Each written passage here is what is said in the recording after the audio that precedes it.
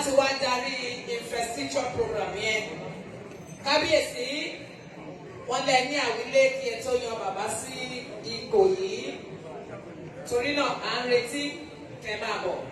Mo fi àkókò yìí kí bàbá wa kábíyèsí ọwọ́ àjèrò ẹ bá mi ṣe wọ́n kábíyèsí wọ́n wà kalẹ̀.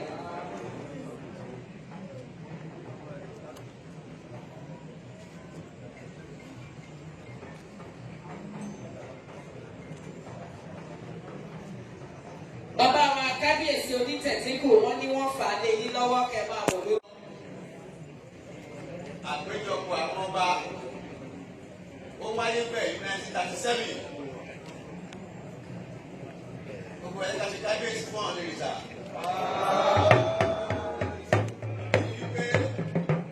Lẹ́yìn 1937, bàbá àwùjọ ìlú àpèmí àwọn ọlọ́gbọ́gbọ́ gbogbo lọ́ba ilẹ̀ Yorùbá jọ tí a ń pè ní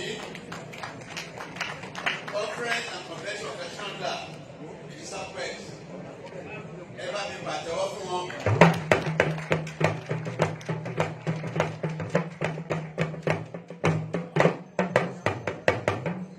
Ẹni tó ṣe pé lẹ́yìn tó yẹ ká pọ́n lé àdúgbò yẹ. Agbègbè kan ní National Council of Traditional Law ní gbogbo Nàìjíríà yìí. Bàbá wa ìsìnkú chairman ẹ̀kúpa àtẹ̀wọ́ fún wọn. Lẹ́yìn lè ṣe ká yé ìsìnkú tẹ̀lé. À ń sọ nípa digital lẹ́ẹ̀kan. Bàbá wa the first owner to use digital media professional to promote African heritage ìpàtọ́ fún wọn.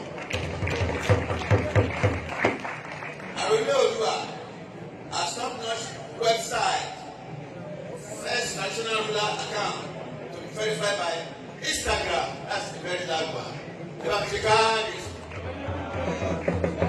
His account has the largest number of online followers. He is the first national ruler to make impact by deploying homegrown technology to combat COVID-19 and we will save technology to almost all states of the Federation.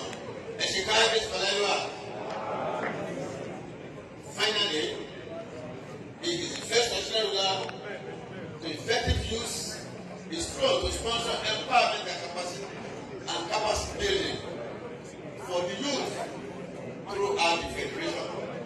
Let us say látàrí gbogbo eléyìí a ṣe fẹ́ ọdún wọlé yìí.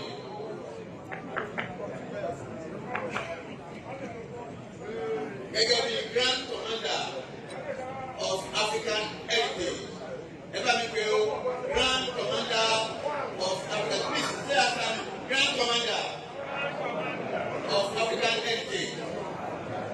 Lẹ́ẹ̀kan sí i.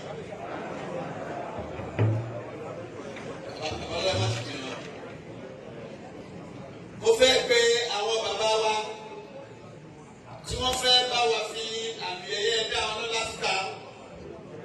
Bàbá wa Ajero ẹ máa. Ẹ bá mi fún ọ láyè kó máa bọ̀ ní gbangba. Bàbá ẹ ṣe kábíyèsí bàbá. Bàbá wa Olúgbọ́n. Bàbá ilé ẹ̀ máa bọ̀ dá. Àwọn àgbà ló dúró lọ́ọ̀gbà ní ilé sọ́run. Bàbá wa ọlọ́wà orí wọn tó ń jáde mo pè wọ́n lẹ́ẹ̀kan. Bàbá wa ọlọ́wà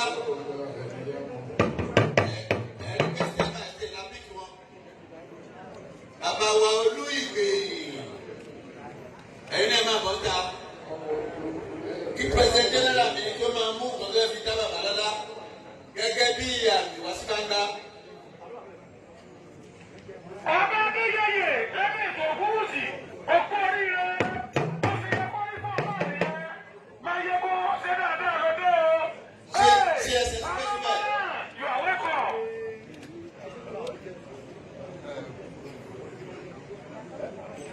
Ọba Adéyẹyè ọ̀lẹ́ bàbá kankan lórílẹ̀-èdè yìí máa Ògúnwùsì tọ́jọ́ pé tí bá ń bọ̀ ọjà yóò sì máa sí ọlọ́rẹ̀.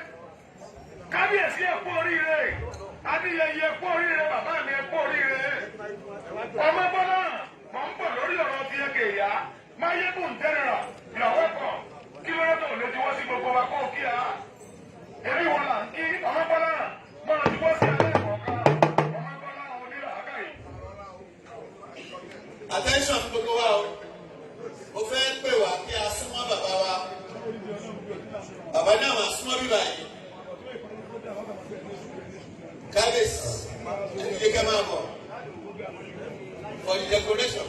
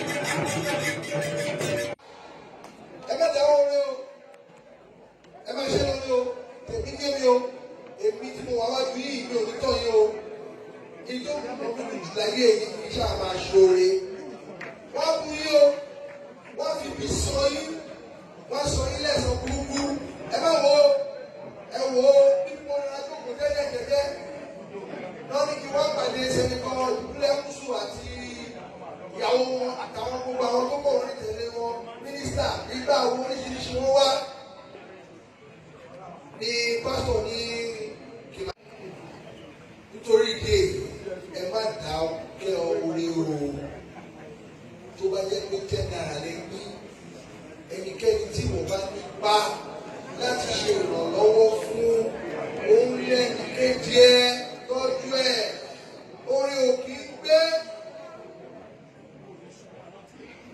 Ó tún ti sọ fún ẹ̀dí mẹ́rin báyìí kò sọ yìí. Ibi tí mo ti dùn ní. Ọdún márùn-ún náà ṣe.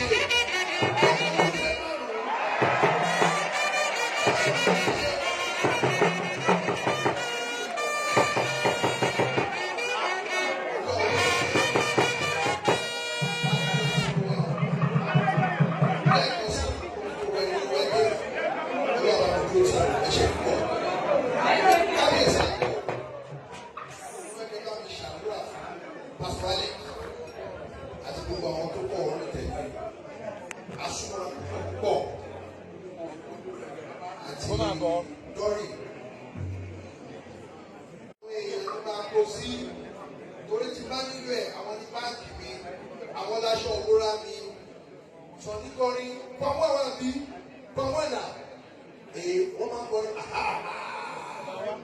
pọ̀wọ́ àfẹ́ràn bẹ́ẹ̀ni púpọ̀ púpọ̀ ṣùgbọ́n ìyẹn pé fún mi ní ìgbà nígbà tí dúró tẹ́tẹ́ kò tẹ́ pọ̀wọ́ mi kò fẹ́ràn bẹ́ẹ̀ni gan àti ẹ̀lọ́fì wọ́n ṣe pé fún mi ní o tó bá mi kí pásítọ̀ lọ́gbà ẹni abẹ́yẹn náà ti kọ́kọ́ wà fún mi. Ẹ̀yẹ́ bẹ́ẹ̀ yẹ́n ọ̀gbẹ́ náà ti gbọ́dọ̀ pásítọ̀ ní sọ pé bẹ́ẹ̀ni ṣàṣàṣà bẹ́ẹ̀ni ọ̀gbẹ́ fún yẹn kí wọ́n ajérò ẹ bá mi lórúkọ gbogbo kábíyèsí wà bí.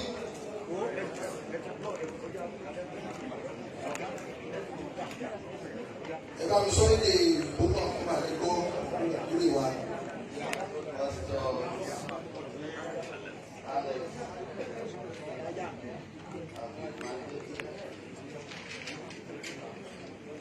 On behalf of our father,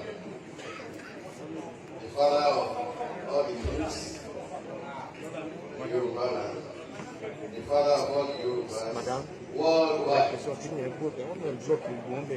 I was privileged to be with Baba in the church in London, and I remember how he took very good care of all of us. And when we were leaving, I remember